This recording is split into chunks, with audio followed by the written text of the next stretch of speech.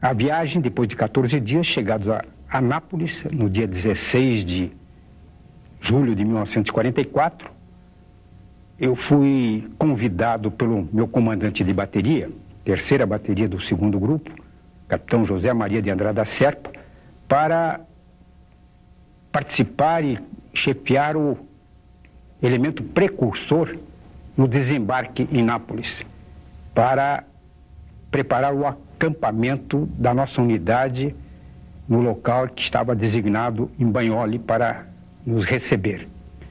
E como participante do elemento precursor, como era o mais graduado, fui então desembarcando, levando a minha tropa com os outros companheiros, e fui considerado assim como tendo sido o primeiro pracinha brasileiro a pisar solo italiano depois desta viagem de 14 dias à Itália. Festivos e brincalhões, os jovens pracinhas logo começaram a se destacar. O uniforme de campanha foi logo batizado de Zé Carioca por sua cor verde. As metralhadoras inimigas eram chamadas de uridinhas. Em determinada época, já no degelo, fevereiro de 45, o setor de saúde pública das forças aliadas, do exército americano, do 4º exército, ao qual nós pertencíamos, teve um momento de lucidez e disse, bom, tem povos de países tropicais lutando aqui na neve. Então, o número de casos de pé de trincheira deve ser muito grande. Pé de trincheira é enregelamento das extremidades, principalmente dos pés. Então, em contato com as autoridades sanitárias brasileiras na Itália, perguntaram quantos casos de pé de trincheira vocês têm. Não temos nenhum. Não tem nenhum, não, um ou outro mesmo. Porque isso não é possível. Aí, os elementos do Serviço de Saúde americano foram ter em contato com a tropa brasileira para ver o que acontecia. O que acontecia é o seguinte: nós tínhamos, além do combate boot, que era uma bota, tínhamos uma galocha para neve. Então, por pura intuição, o pracinha brasileiro fazia o seguinte: tirava o combate boot, que era um sapato apertado, e punha o pé na galocha, que era grande, e envolvia com palha ou com papel. O que acontecia? O pé não comprimido, a circulação e irrigação sanguínea era melhor, não é? E a palha ou o papel eram isolantes térmicos. Então, ordem dos soldados americanos para não usarem o combate boot e usarem a galocha. Nós damos um exemplo do poder de criatividade do pracinha brasileiro. As operações começaram no outono de 1944. A primeira fase de operações teve início em 15 de setembro de 44. Foram conquistados nesse período Massa Rossa, Camaiore, Monteprano, Barga, Fabrite e San Quirico. Este foi o batismo de fogo. A FEB era responsável por 22 quilômetros de frente defendida por um inimigo feroz. Monte Castelo, Monte Belvedere, Gorgolesco, Monte Soprassasso dominavam a Rota 64, que devia ser aberta e mantida, pois era caminho para a conquista do Vale do Pô. Homens de hoje não podem avaliar o quanto de dor, sangue e vidas foram deixados. Na memória dos combatentes, os obuses, os gritos, o matraquear fatal das lutinhas fazem parte de uma melodia que jamais deixará de tocar suas memórias. Na tarde de 15 de setembro de 1944, chegou a ordem para, na noite de 15 para 16 de setembro, substituirmos uma tropa americana, ficando em condições de prosseguir para o norte, para procurar quebrar a resistência inimiga. E na noite, então, de 15 para 16 de setembro, nós substituímos a tropa americana e ficamos naquela expectativa. E agora? Vamos entrar em combate. Vamos ter os primeiros contatos com o inimigo. Qual o nosso procedimento? Qual o procedimento da nossa tropa? E dentro dessa expectativa, começamos então a receber as primeiras missões e a marchar de encontro ao inimigo, cruzando fogos com ele, inicialmente fogos de artilharia, longínquos, e em que o inimigo procurava nos retardar a nossa marcha. 21 de fevereiro de 1945. Apesar de ser inverno, faz sol neste dia. À frente, como um mórbido monumento, está Monte Castelo. Do alto dos seus 887 metros, está o inimigo, impávido e frio, resistindo tenazmente durante 2 meses. E o que era para ser uma ofensiva rápida, tornou-se um pesadelo para a fé. 4 ataques frustrados. Neste período, o rigor do inverno havia transformado a região em um inferno branco para os pracinhas, habituados a temperaturas tropicais. As tropas estavam ao relento durante 70 dias, mas apesar de tudo, naquele dia ensolarado de 21 de fevereiro, a 2ª Divisão de Infantaria Expedicionária, lado a lado com a 10ª Divisão de Montanha Americana, foi ao encontro da 232ª Divisão Alemã de Granadeiros. Monte Castelo foi uma experiência dolorosa para a Força Expedicionária Brasileira. A primeira vez que a divisão ia atuar em conjunto, ela foi lançada inicialmente nessa frente de Monte Castelo, um tanto precipitadamente, em virtude da necessidade que havia de se conquistar essa linha de alturas onde Monte Castelo preponderava. Acontece que as condições do terreno, a temperatura, chuva, etc., dificultaram muito a progressão da nossa tropa. Então foi feito inicialmente no dia 25 um ataque, onde um batalhão nosso, do 6ª RI, que estava na frente lá do Vale do Sérquio, e tinha sido levado para a frente lá de Castelo, juntamente com a tropa americana, Task Force 45.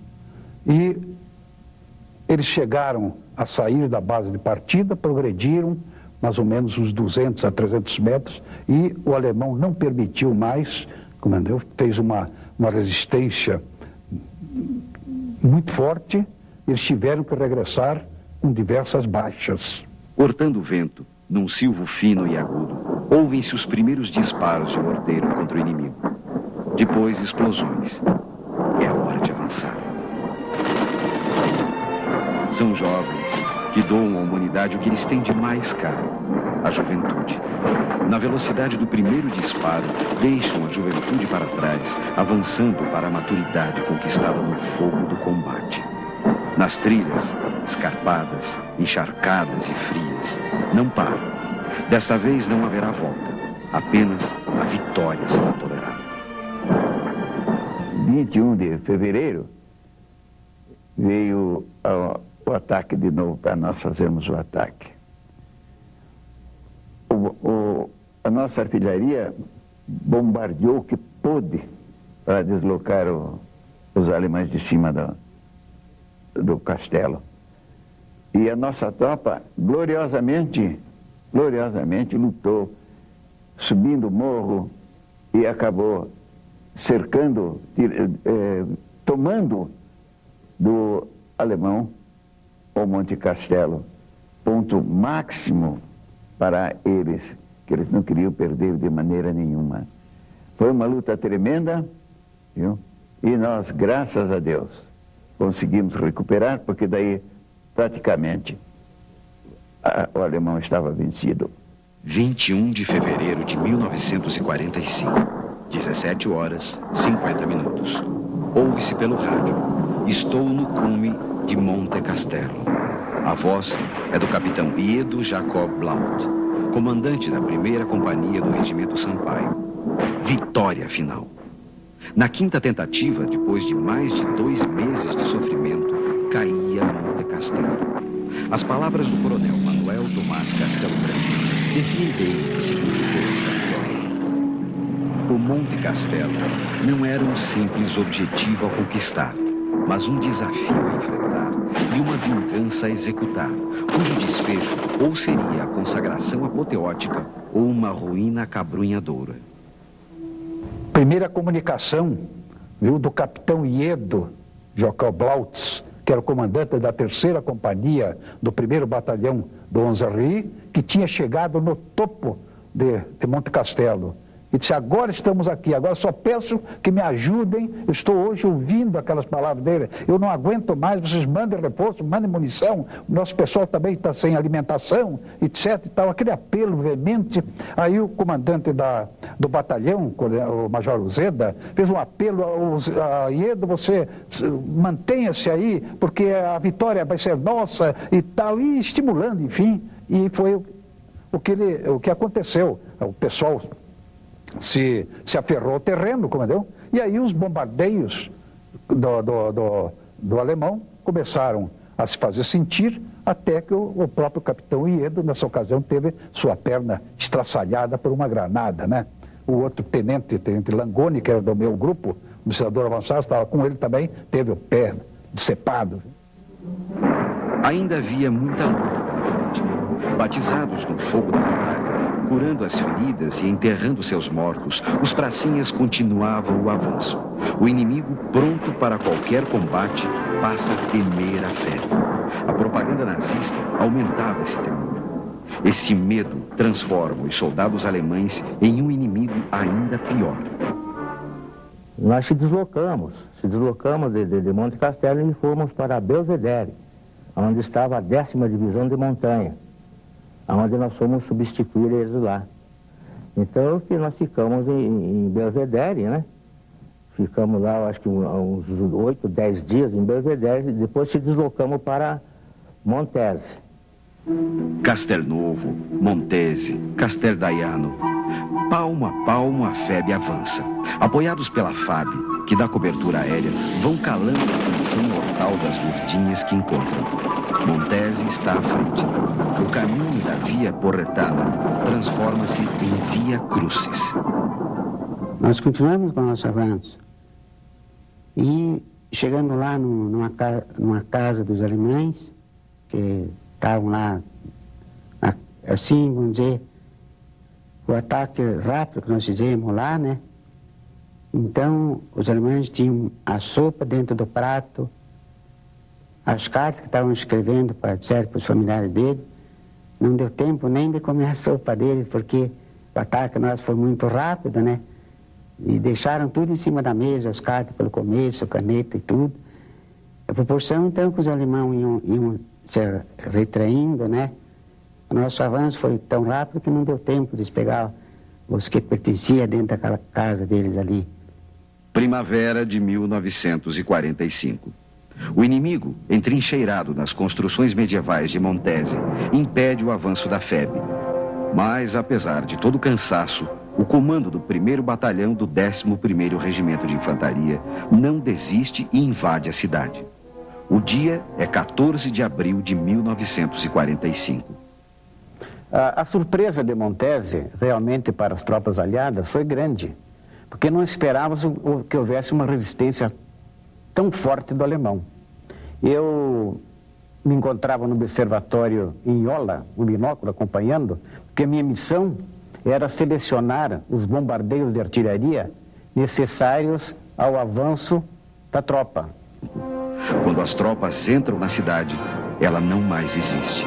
Nas ruas, obstruídas por escombros, apenas corpos inertes. O cheiro de morte é terrível. São as tragédias da guerra que vão revelando aos jovens pracinhas a face dura da humanidade. O correspondente de guerra, Rubem Braga, escreve: Montese não existe mais.